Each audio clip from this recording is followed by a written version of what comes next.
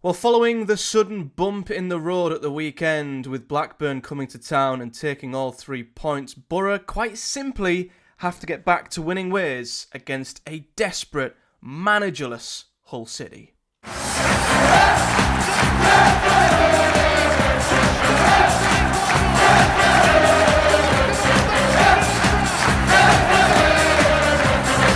What is up, guys? Welcome back to another video here on the channel and an episode of the Project Boro preview show where we of course look ahead to every single Boro game, look at the opposition, look at Boro, discuss the form of each side, the head-to-heads, my prediction, etc, etc. Lots to unpack today because of course Boro are off the back of a really disappointing defeat against Blackburn at the weekend, albeit, as we've discussed, as I mentioned when I reviewed that game, should not have been a defeat. It was down to a really unfortunate, really poor officiating decision. However, the fact remains Boro did not play well enough to win that game. We looked miles off it without certain key individuals, and we just weren't at it. We weren't at the races, and it ended what was a fantastic run of goal-scoring victories. So how better to react to that than banishing that defeat and putting it to the back of everyone's mind, forgotten, and that would be to get another victory against Hull, and especially at the Riverside. That is the key. And I remember discussing this ahead of the Luton game. I was looking at that in a similar way as I'm looking at this. Boro are at home to a team who are struggling. Hull are in absolute dire straits right now. They're in the bottom three. We'll take a little look at them in more detail shortly, but it's a similar sort of game for Boro. You know, as I mentioned, the big question, or one of the two big questions I have about this Boro team, is our ability to beat teams at home who we should. Now, that does depend on how they set up. If a team comes to Riverside and tries to play football and tries to compete with us blow for blow, I'd have more than enough confidence that we'd probably get the job done. But when teams come to sit back and frustrate, that's when Boro struggle. And as we've documented many times this season, our home form is the literal reason as to why we are not higher up in the table. Away from home, top 2 team, without a doubt. Outstanding away form, but we're 8 points off of the top 2, and we're also 8 points worse off than them at home, which tells you everything you need to know. So a big victory needed, not only in general for Boro, but I think at home as well is huge. So, taking a look at Hull City then, as I mentioned, they are an absolute mess right now. Now, I'd love if I get time to do a full video documenting Hull City, because quite honestly, the downfall from the last year to 18 months is staggering, and it all comes from just horrendous decision making at the top of the club. You know, last time they were here at the Riverside, they had Liam Rosenior in charge, Liam Delap up front, who's now playing well and bossing it for Ipswich in the Premier League. They had a team full of outstanding loan players and were knocking on the door of the playoffs. Suddenly, they decide to make a change. The new manager doesn't work. He's now out the door, and at the time of recording, they are managerless. Now, I have no idea who they're going to bring in. I've seen more than enough names. It could be absolutely anyone. I think everyone I've seen is being linked. I might even get linked at this point. It could be anybody who's going to take over there, but I dare say at this point it will be a caretaker who's going to take charge for them this weekend, and that drastically changes the approach, because I was kind of hoping Tim Volter was going to stay in charge, because just knowing the suicidal, open nature that Hull play, I honestly thought Boro would have a field day against Hull, and we'll talk about their team and their setup a little bit later, but I was really looking at this game as one that Boro could really fill their boots. Now that they're going to put a caretaker in charge, that might change. I'll get into that a little bit later, but they currently sit 22nd in the Championship. They're in the relegation zone as it stands, on 15 points from 17 games, winning 3, drawing 6, losing 8, and they are currently on the longest winless run in the whole Championship, going 9 games without a win, their longest one since 2021. Not only are they on a really bad winless run, they've lost each of their last 4 in a row, scoring only once in that time and conceding 6. So I think arguably the form table would have them at the bottom of the division. In fact, if you look at the form table on FootMob, which shows you the last 5 games, they are the worst team in terms of form in the whole division. So the most out of form side coming to the Boro, but is there anything that they can hold on to that might give them a slight glimmer of hope? Well, there are potential factors that could give them a slight glimmer. I mentioned earlier that obviously they're going to have a caretaker in charge, so it might just be all hands on deck to just get any kind of a result. But looking at Hull's numbers, they're actually not too bad on the road, and I feel like that could be a small win for them. You know, they went to Luton a week ago and put in what seemed like a fairly decent performance and were probably the better team and come out on a 1-0 loss. But then they go to the MKM and they lose 2-0 to Sheffield Wednesday. And I feel like this could be a Hull team who just can't quite handle the pressure playing in front of their home crowd. A lot of pressure, a lot of toxicity between them and the manager. There may be a team that feels a little bit more relaxed playing away from home. So that might allow them to come out of their shell and be a bit more expressive on the road when there's maybe not as much pressure on them and maybe more pressure on the home side. And it's kind of reflected in their home to away form, because at home they're pretty poor. You know, they're down towards the bottom end of the league. They're 22nd for home form, winning only once at the MKM all season. However, away form, they're 13th. They're mid-table for away form, and albeit they've only won twice on the road and lost 4, in the grand scheme of how other teams have played away from home in the Championship, they're sort of mid-table. So they're better on the road than they are at home, which is probably a crumb of comfort for them going into this one. But the biggest thing that I can see that lets them down are their attacking numbers. They're a really, really poor team going forwards. They currently sit 20th in the Championship for goals scored, so they're really, really letting themselves down massively when it comes to the number of goals that they've put into the back of the net. They're averaging under a goal a game, which, is not good enough whatsoever. 16 goals they've scored so far. Only Preston, Swansea, Cardiff and QPR have a worse goal scoring record than Hull, and their XG is all right. They're 12th in the league for XG, so they're actually underperforming by around 4 goals. So they should be a mid-table team creatively, but they're very, very wasteful, and I've seen that in a number of games. When I've looked at Hull and I've heard reaction to some of their games, it is how wasteful they are in front of goal. They're not a mass chance creating side, but they're not one of the bluntest in the league. But when they do get chances, they struggle to put them away, and that's kind of backed up by some of their other attacking numbers. They're only 19th for shots on target, so when they are getting into good shooting positions, they're clearly just missing the target more often than not. They're only 16th for big chances, again, leading into the fact that when they do get themselves into shooting positions, they're not necessarily big goal-scoring positions, but they're 7th for big chances missed. So again, they're missing more big chances than they'd probably like to, and they're towards the top end of the league for big chances being missed whenever they do pop up. So they are just coming out as a very wasteful attacking team. Defensively, they're not that bad. They're sitting mid-table currently for the number of goals they've conceding 23. So they're not that bad at the back, and they're 11th for XG against. So their numbers and the data pretty much backs up how many goals they've conceded. They've conceded 1 more goal than what they should have, so not much at all. So they're a mid-table team defensively. Not bad. And that, I think, means that despite the suicidal nature of Tim Walter's football, which of course you might not even have to think about now given he's gone, they might actually not be that bad. They might be a tougher nut to crack than Boro think. And when that comes to the Riverside and Boro breaking a team down, that means it could be more difficult than what we think. So it all depends on how they set up defensively and how they set up tactically.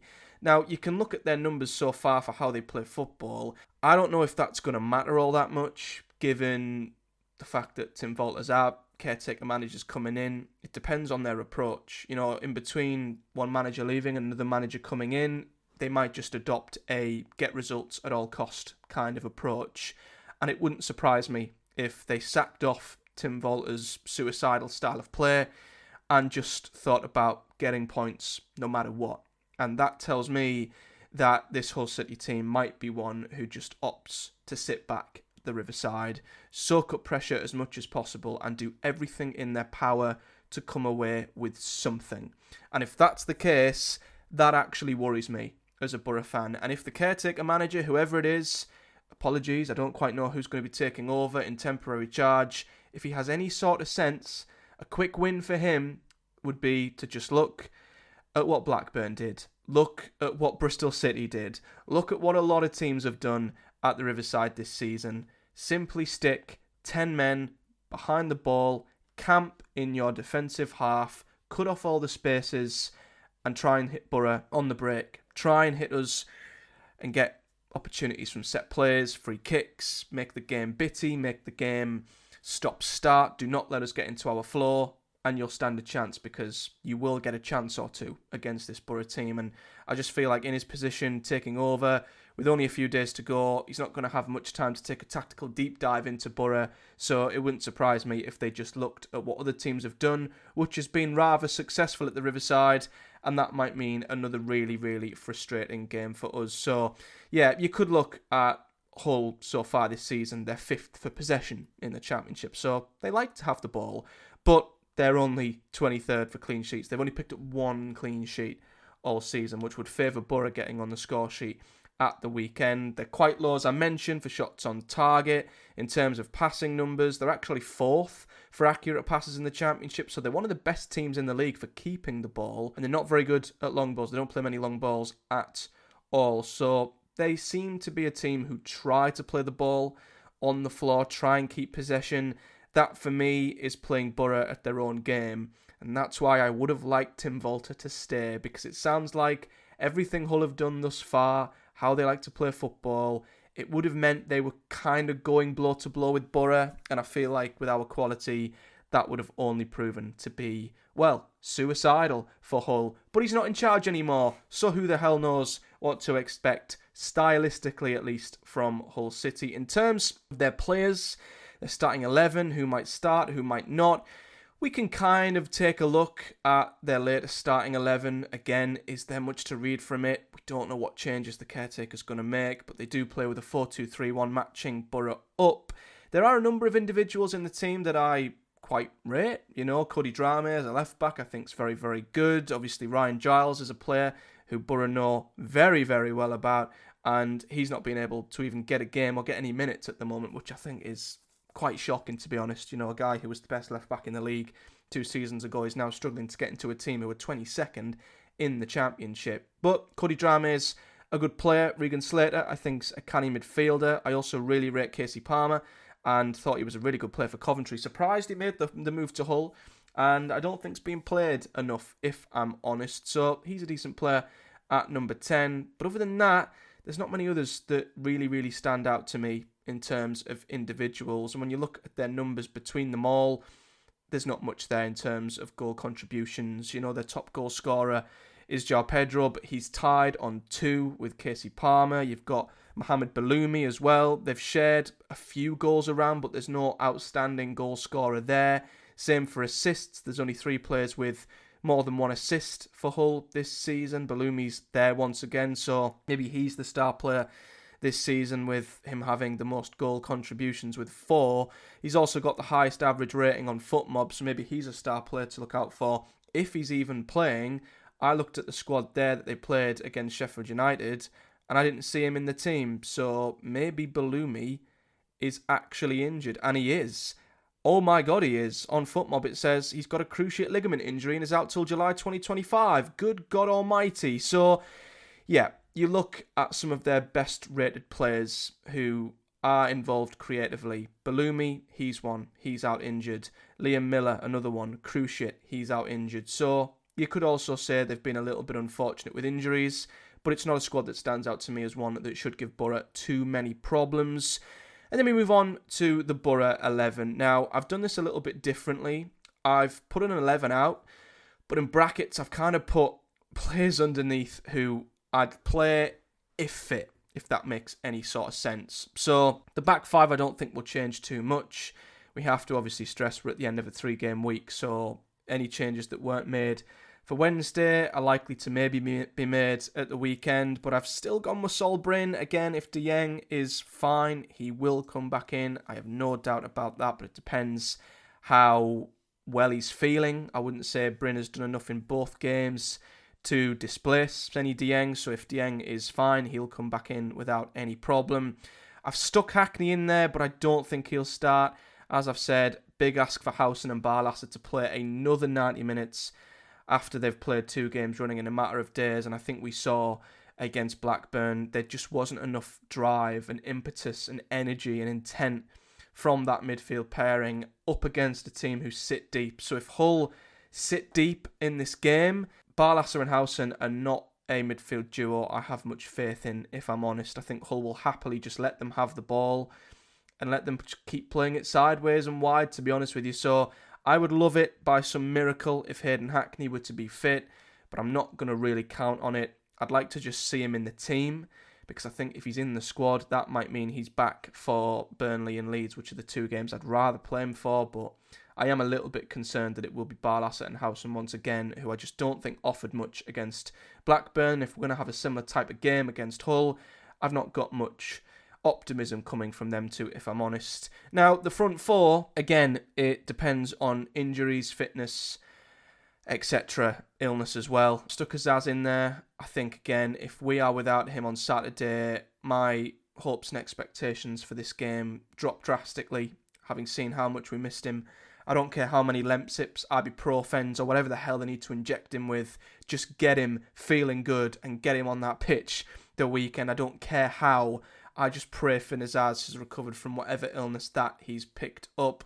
I've still got Doak on the right-hand side, but again, he's played twice in a week.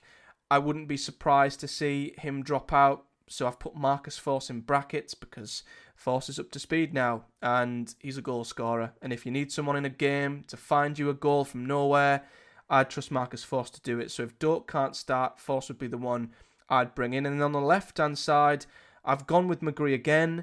Reports say he only suffered a dead leg midweek, so he should be fine to start and recover from that, given the fact he only played 20 minutes in midweek. But again, in brackets, I have put Bergsorg/Doak. The reason I've done that, if McGree isn't fit and Bergsorg is still ill, I'd swap them round. I'd put Doak on the left because he's a good left-footed player, and I'd put Force on the right.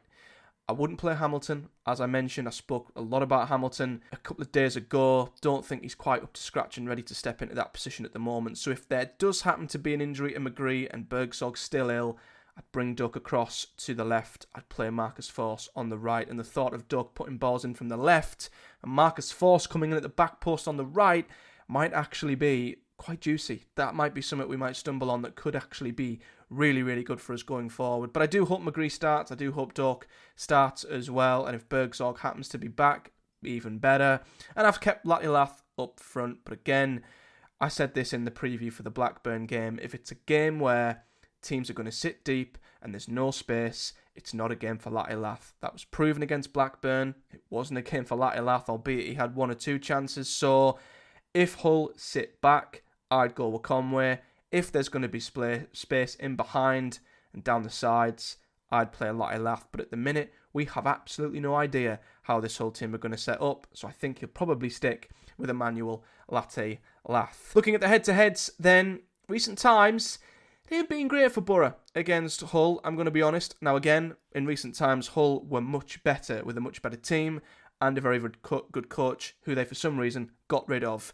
But the head-to-head record looks like this. Boro have won 10 of their meetings against Hull. Hull have won 9, and there's been 4 draws between them in the last sort of 23 meetings going back to 2010 kind of time. So very, very equal in terms of head-to-head, but the home team often does better. Now, as I say, recent times, not the best for Boro. We've only won 1 of our last 4 home games versus Hull City. But if you then stretch that back to our last 10, we've won 7 of our last 10 home games. So historically, Hull haven't had much joy at the Riverside. Their best actual run here has been very, very recent. But I think you pair that up with their current run, lacking goals, not too great on the road overall. I'd be very, very surprised if Hull City were to come here and match what Hull teams of recent times have done. And that leads me on to my prediction. Now, as I say, if Tim Volter was still in charge, I think Boro could score anything. You know, an early goal could have opened up the floodgates and we might be looking at 4, 5, 6. I honestly would have believed that if Tim Volter was still in charge. And if they still play a similar style to what they did under Tim Volter, that could happen again. But I've got an inkling that they're just going to want to come to Boro, try and get anything they can. Doesn't matter how scruffy, how ugly, how bitty it is. I think this whole team will come and sit back, defend, try and hit Boro on the break, try and capitalise on set plays, and I think they'll just try and get anything by any means necessary, which might mean this could be a really frustrating one for us Boro fans, where like Blackburn, we might have to be very, very patient and just hope to God that this Boro team will finally show that they can break down a low block. So we'll see. I've put my prediction as 3-0 Boro, but in brackets, I've put early goal is massive. I fear the longer this game may go on goalless, the more Boro fans will start feeling anxious and Hull might grow into the game. That's when things might get sticky. However, if Boro get an early goal, it could be absolutely anything. And that's when we might start really clicking into gear, doing what we do and putting a few past a really poor side. So early goal's huge. Getting in front quickly is imperative. If that happens, I've gone 3-0 Boro. Somewhere in between a really, really big win and a sort of okay solid win. But I'd like to think with Hull's poor goal scoring record overall, we'd keep a clean sheet here. I think if we were to concede against this whole team, it would be really, really disappointing. And we should have more than enough quality to hopefully get a few goals. But again, our arch nemesis is the low block. And if we come up against another one, I might be pulling my hair out by Saturday afternoon. But we'll have to wait and see. So let me know your thoughts, predictions, and preview on the game against the weekend against Hull City. Whether you're a Boro fan or a Hull fan, let me know your thoughts and predictions ahead of that one.